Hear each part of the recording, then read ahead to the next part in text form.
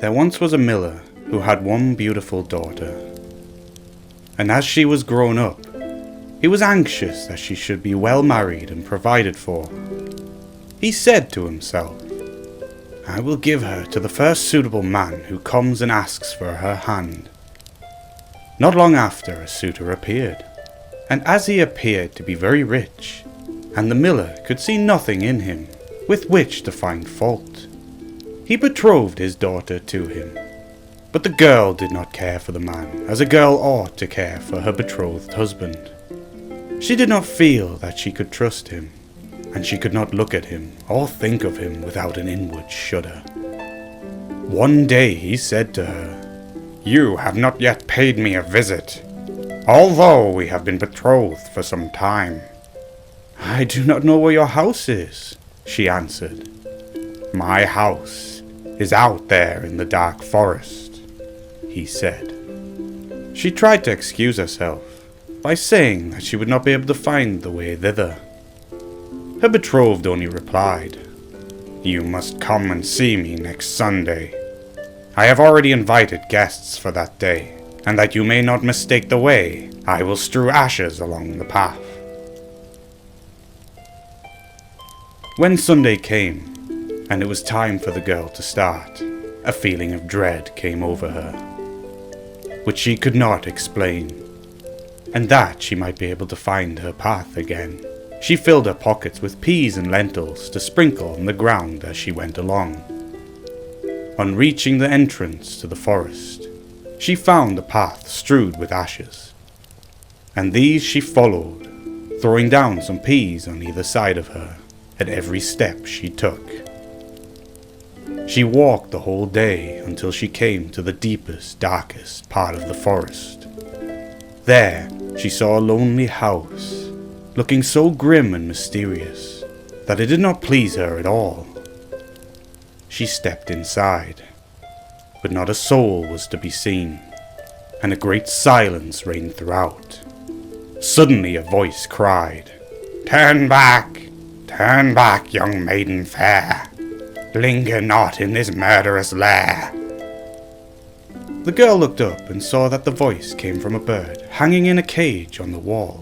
Again it cried, turn back, young maiden fair.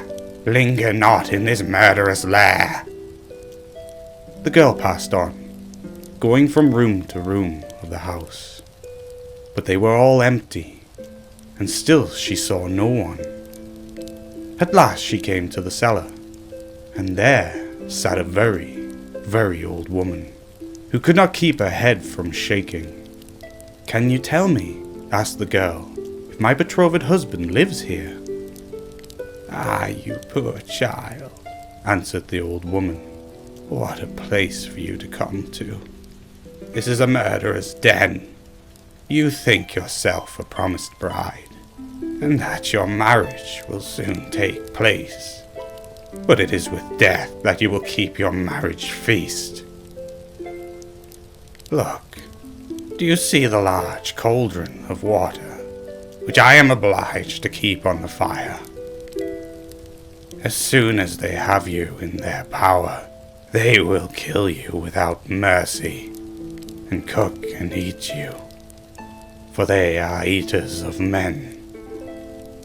If I did not take pity on you and save you, you would be lost." Thereupon the old woman led her behind a large cask, which quite hid her from view. "Keep as still as a mouse," she said.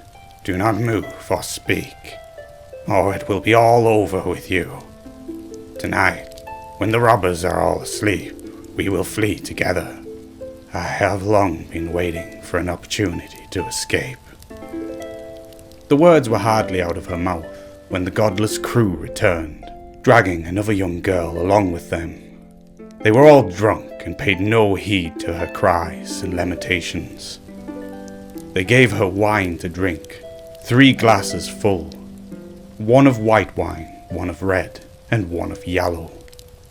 And with that, her heart gave way, and she died. Then they tore off her dainty clothing, laid her on the table, and cut her beautiful body into pieces, and sprinkled salt upon it. The poor betrothed girl crouched trembling and shuddering behind the cask, for she saw what a terrible fate had been intended for her by the robbers.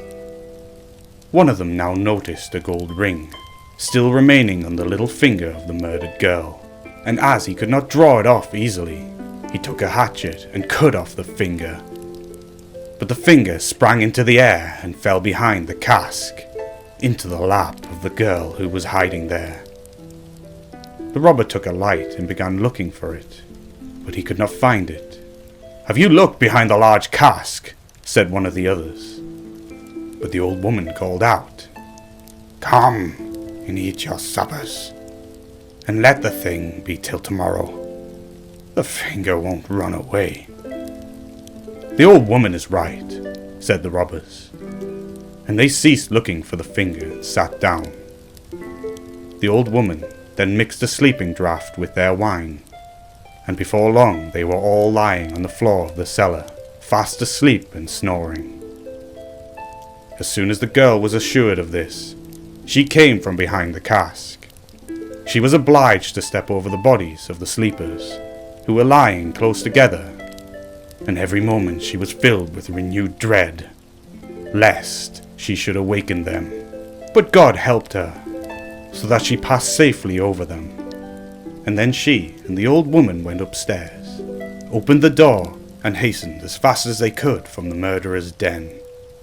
They found the ashes scattered by the wind, but the peas and lentils had sprouted and grown sufficiently above the ground to guide them in the moonlight along the path. All night long they walked, and it was morning before they reached the mill. Then the girl told her father all that had happened. The day came that had been fixed for the marriage.